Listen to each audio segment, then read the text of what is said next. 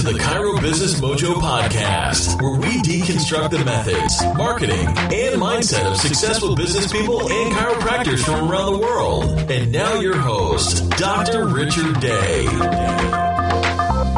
Yes, I am Dr. Richard Day, and this is the Chiro Business Mojo Podcast. Thanks again for spending some of your day with me. Well, I am so excited today because this is our 50th show. It has gotten here so quickly. So I was sitting here thinking, what should I talk about for show number 50? And I thought, boom, it has been 50 episodes. I've had the pleasure and honor of speaking to a lot of people with a lot of knowledge. Let's do a recap of really what we've learned so far, at least what I've learned so far. So I went back and I listened to a bunch of the episodes, everything we've done from the start up until now, and made some notes on it. And I really came away with something in thinking back to when my wife and I were talking about starting this podcast. Now, we had originally planned for it to begin June 1st. And something happened. What that was an associate put in his notice that works for us. And suddenly we had to get that figured out. We had to come up with a plan for what we were going to do to get that person replaced. We didn't have much time to get that done, but that had to take priority. So that pushed the whole podcast back. Plus, we had a vacation planned around that same time too, so we had to go on our vacation at a time when we really should not have been taking a vacation, but we didn't want to lose our money we had put down and all of that stuff. So we were actually on vacation saying, well, the podcast is not going to launch on June 1st like we had planned. We carved out a plan and decided to go forward with it, but we knew that we had to put it on the back burner for a while. So eventually we got everything under control with a new associate, and we were able to turn our attention back to the podcast. And we ended up launching July 18th. So it took a while to really get back on our feet. And so thinking about all of this, I think there's a really great lesson there. And that is, things don't always go the way you planned. I mean, isn't that the truth? The best laid plans of mice and men. I mean, this is not a new concept, but what a reminder it was for me. And that lesson is this, and I'm going to credit my wife at this. These aren't her words, but this is her philosophy, and it's something I've really learned from her. And I sat down today to write this out so that I could share it with you. And it's that life is like a river and it has currents. Sometimes you'll get swept somewhere you weren't planning on going. So get good at staying upright and navigating the current. And I think that is, to me, that's really good advice because all the time I can look back at my career and my life and my first marriage, and now I'm on my second one. I never planned on a divorce. I didn't plan on becoming a chiropractor when I was 20 or 25 or even 30. These things just unfolded. And what my wife is talking about is riding the wave. Get good at navigating and riding that wave and be okay with where it's taking you. Now, the naysayer in me says, well, yeah, but shouldn't I make plans and shouldn't I establish goals and all of that stuff? And if someone pushes me this way, shouldn't I just push back? Well, sometimes that's true. You should always have goals. But what I've learned to do is make them a bit more general. It needed to be okay that I was going to start on July 18th. Yeah, in a perfect world, it would have been awesome to start on June 1st. But honestly, the wave came up and knocked me down. So I've learned to get good at navigating those waves, getting back upright and going with that current. So let's get to it. Let's talk about some of the things, what I think are the high points that I've learned from the guests that we've had. Dr. Michelle Robin joined us, and she has a podcast called Small Changes, Big Shifts. Really great stuff. You should check it out. It's more directed at patients, but she has really great authors on there and all kinds of guests who have a lot of good information to share, things that I've shared with my family and with my patients. And my big takeaway from her was she always treats anyone who walks in her doors as if they have a little sign on their head that says MMFI, make me feel important. I think that is a very important thing for us to never lose perspective of. We are all a little bit selfish at heart. We always really want to feel important. We want to feel valued. And if anyone's walking into our office and they're in pain, they really want someone who can help them get out of pain and to listen to what's going on with their condition. This is a great way to approach every patient that walks in. Make them feel important. Then we had Jackie Wechter on the program, and if you don't remember, she runs blissfulhoneymoons.com. Well, what can we learn from a travel agent? I mean, we're chiropractors. Well, there was a whole lot. The great advice I think she shared with us was that you have to provide a great experience for your customer from beginning to end. That's true in her business. It's very true in our business. Every encounter, beginning with your sign, your website, your front desk staff, your office, how it presents, how their interaction is with you, your tableside manner, the care that they're given, all of it really needs to be top notch. That is going to go back to what Dr. Robbins said, make them feel important. What better way to make someone feel important than to give them such a great experience when they come in, a personalized experience. We had Dr. Lawrence Tam on the show. He's with drivingyourpractice.com. And what he said was, it doesn't matter what anyone says about you. It's what you say about you that controls your destiny. That's huge. I think he's talking about your internal dialogue. We all have it. It's that little voice in our head that we hear talking. And sometimes it can say, you're not good enough, you're not worthy, whatever it is telling you, ultimately is a lot more destructive to us personally and professionally than anything anybody else says about us. And, so get right with yourself. That was my takeaway. Work on that voice in yourself and change what it is saying. We had Bo Pierce on the show. He is founder of Circle of Docs, and he had a lot of great things to share with us. His perspective, I think, is really wise beyond his years, and he had a lot of great things to say. The one that I remember is he said that a rising tide raises all boats, and I liked it because he didn't originate that. That's not his quote, but it's completely true. Running a couple of offices like we do, we go in there and we try to create a rising tide. And what ends up happening is that lifts everyone up. I used to play in a band, and I can tell you that when we had a really energetic front man, it lifted everyone's performance on stage. It really made us, we got into it, and it was a big deal. And then when we had a different lead singer that didn't have as much energy, he just kind of brought everyone down. So excitement and success and energy and enthusiasm and positive vibes, all of that stuff rubs off on everybody. And if someone or something or whatever it is can bring that into your office, that's going to lift up everyone, including the patients. And Dr. Pierce said something else as well. This is not related, but it was just a piece of advice he would give really for new docs out there. But the more I thought about it for this show, there's no reason why you couldn't do this as an experienced doc either. And that is to go shadow at least 20 chiropractors. Now, if you're a new doc, the idea behind that is you're going to get out there. You really want to figure out who you are as a doctor and how you're going to connect to your patients as a doctor. And so by being exposed to these different people with different styles, you can really figure out what you vibe with or relate to and maybe go that direction. But if you are lost in practice or stuck in practice and looking for a new direction, that might also be a great way to go out there and see what other people are doing. Now, I can tell you, if the guy's down the street, he may not be so excited to have you come shadow him for a day because he's going to look at you as competition. So take a road trip or go to the other side of town or book a flight to some other town and do some pre-screening ahead of time, check into these people and line them up and maybe make a couple of days out of it to really just go see what other people are doing and what you don't know about. I had a biochemistry professor when I was at Cleveland Chiropractic who said, basically, you don't know what you don't know. He's from Venezuela, so that's my Venezuelan accent. But anyhow, you don't know what you don't know. And if you don't know what direction you should go look at some other directions. I talked a little about Tony Robbins and the documentary about him that's currently on Netflix called I Am Not Your Guru. There were a lot of things that he said in that documentary, but one that I really liked was that life doesn't happen to us, it happens for us. And I tie this back to that current I was telling you about earlier, that sometimes shit just happens. But take a 30,000 or 50,000 foot view of your life and kind of sit back as an observer and look that it's happening for us. It's not happening to us. What doors did that open up? How will you flip and roll to accommodate for this thing that life served up and gave you? It's such a powerful message. There's so little we can control in life. It all comes down to how we handle and deal with things that happen to us. But remembering that it didn't happen to us, it happened for us.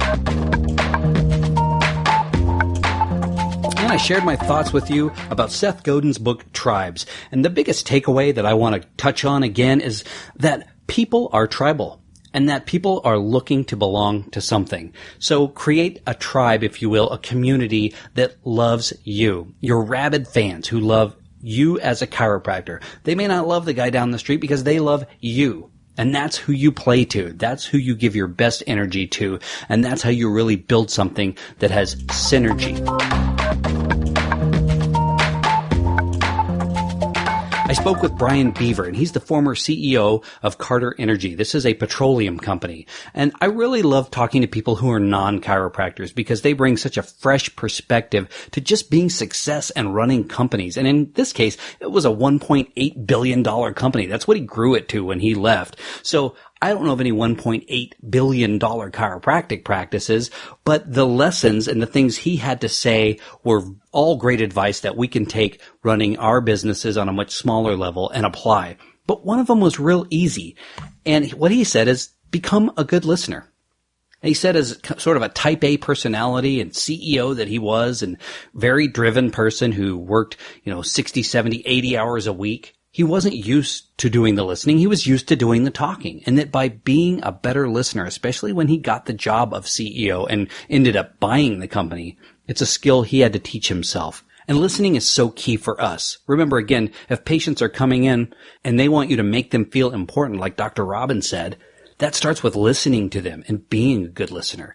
And I'm guilty of this. I'm so excited to share with you everything I know about chiropractic. I'm so excited to tell you all of the success I've had in chiropractic. I want to talk, but that's not where it's at.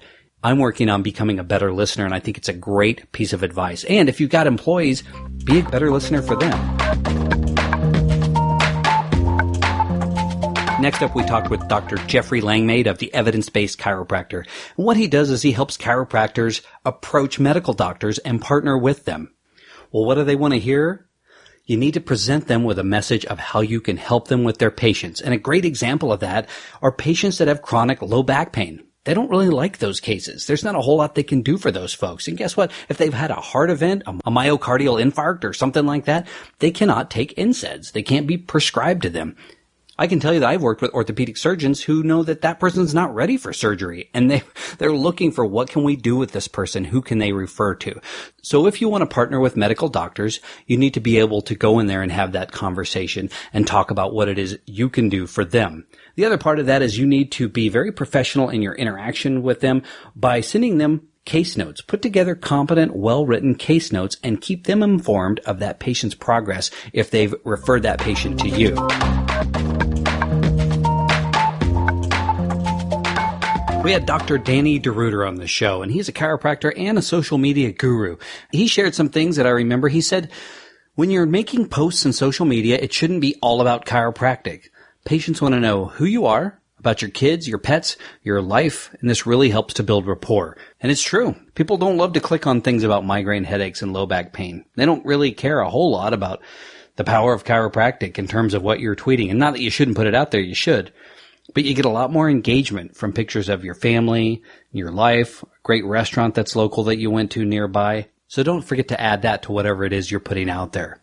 We also had Louis Lavella on the show. He's a personal brand strategist and a social media expert as well. And Louis says you want to market the authentic you, your personal brand. And so this really coincides with what Dr. DeRuiter was saying, where people want to see your kids and your pets and your life. They want to know, who are you as a person? This is your personal brand. He also recommends that you put yourself out there, and he recommended doing it on Facebook Live. Think about what it is you want to say. Maybe go through it a couple of times, practice it on video to see if you like it. But utilize Facebook Live to talk about things, because Facebook right now is really pushing that. They are ranking that high. They're showing it to people. So these don't have a finite shelf life. They get shared over and over and over again, and you never know who you're going to reach or when they're going to reach out to you to find out more about what you do.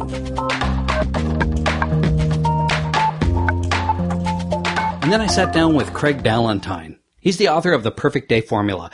It's no secret that I really liked this book, and my favorite part about it were the 3 C's that came from Epictetus. This was a Greek philosopher who lived thousands of years ago. One of the things that he said is that we need to control the things that we can, cope with the things that we can't, and concentrate on what matters. And that's kind of a paraphrase of the original saying, but it pretty much nails it. Look at everything that comes your way in life and figure out if it's something you can control. And if you can't, find out how you can cope with it and then cope with it. But always be concentrating on what matters. One of the things that Craig said he doesn't engage in is really arguing of any kind. And when you look at Facebook or places like that, other social media, I see so much back and forth, especially in a political season like we're having now. People sit down and they're writing entire, college thesis arguing their point, or gun control. I've seen that one as well. Can you change those people's minds? I don't know. You can control your time though. I really like this example because it really resonates with me.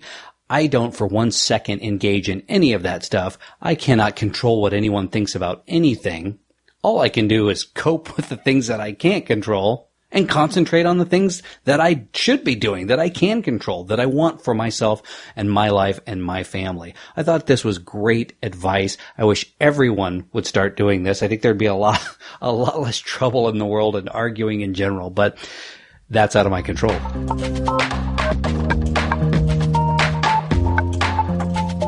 We also had Dr. Ed Osborne on the show, and he runs the Chiropractic Philanthropist podcast. He was a great guy to talk to. He's interviewed a lot of great folks on his podcast as well.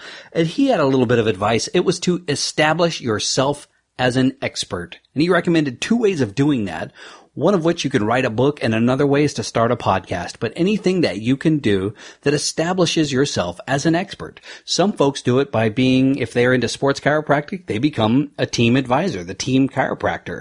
And so that helps to set them up as an expert in that particular niche. But whatever it is you end up doing, pick what resonates with you. You want to establish yourself as an expert. And I guess I would add to that, this also speaks to creating a niche. You don't want to be all things to all people. That makes it very difficult. And if you look at medicine, there isn't one kind of doctor. There are family practitioners, but they're not trying to be all things to all people. If they can't treat you, they're going to refer you to a specialist. So you're going to have oncologists and urologists and gynecologists, and there's optometrists, and there's all kinds of things. And as I've spoken with these experts, that comes through over and over. Try to really find a niche and own that niche.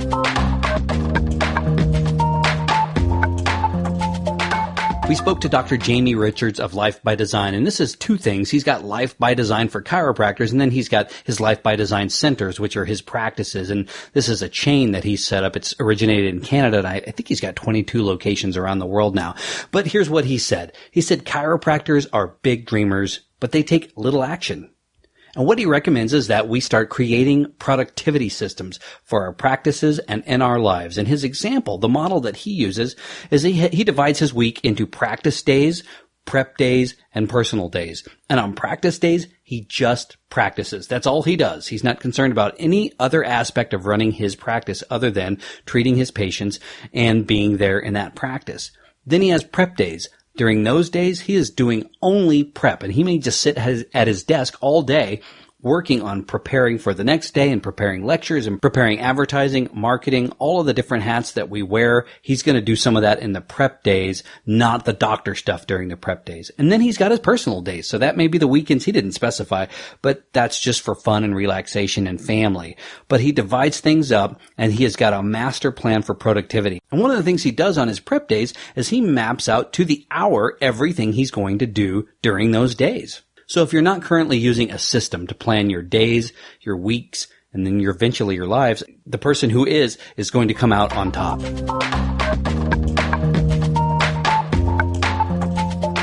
Now, a lot of us focus on moms and kids. We have peds practices, and maybe that's an aspect of the overall family practice that you have. We spoke with Lisa Engel. She runs Optimom Coaching, and she had some advice about how to really connect with moms. And this is something that was mentioned earlier in this podcast, but it's do less telling and more listening. And she really said, especially women, they want to be listened to. And I can tell you as a married man, that is certainly true in my relationship. We're always working on being a better listener, because I feel like that's how my wife really connects with me, is talking to me, and I need to be engaged in listening. And the other thing she recommended is that we really ask how we can help moms, to offer them some love and support. They're very busy and sometimes not getting that much sleep, and work. There's a lot that goes into being a mom. And if you can take some of that burden, even in a small way, I'll often say, how can we help you? What can we do to help you? That's going to really engage and connect with that particular type of clientele better.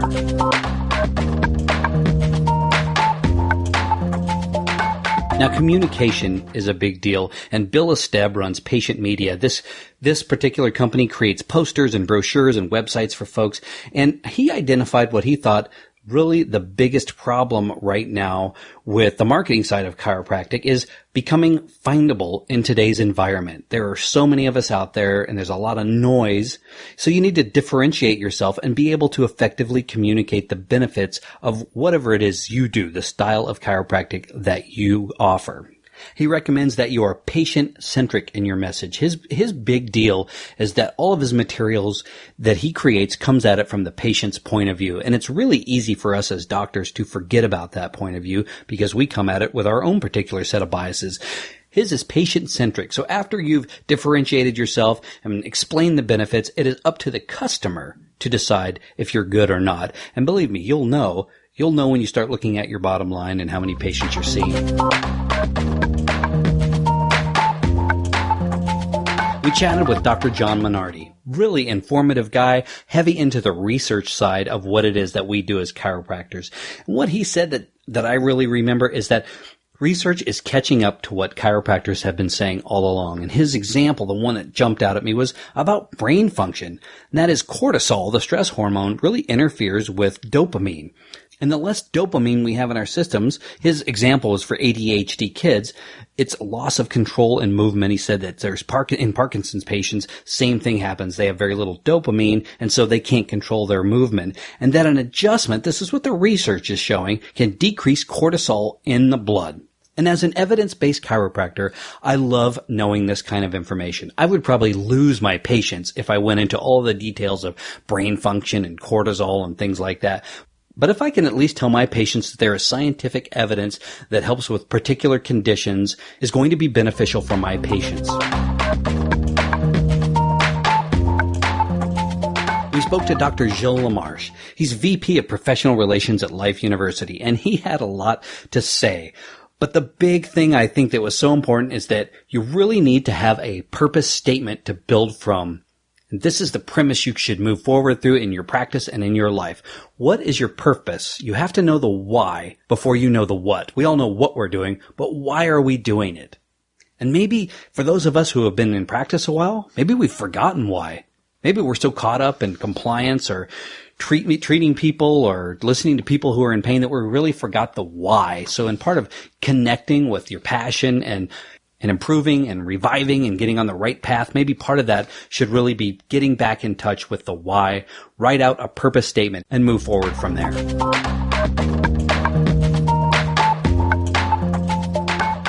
Also on the show, we had Dr. Stuart Hoffman of Chiro Secure. And he spoke a lot about stroke and all the misinformation that is out there. He feels that it is really vital for us to educate the public on what is really going on with stroke and chiropractic. And that is that the odds are very much against it. So what he provided was a really useful informed consent form. This is what he recommends you use to go over. It's evidence-based. It's got the studies right in it. Separate the fact from the fiction so that your patients can make an informed choice about going forward with care.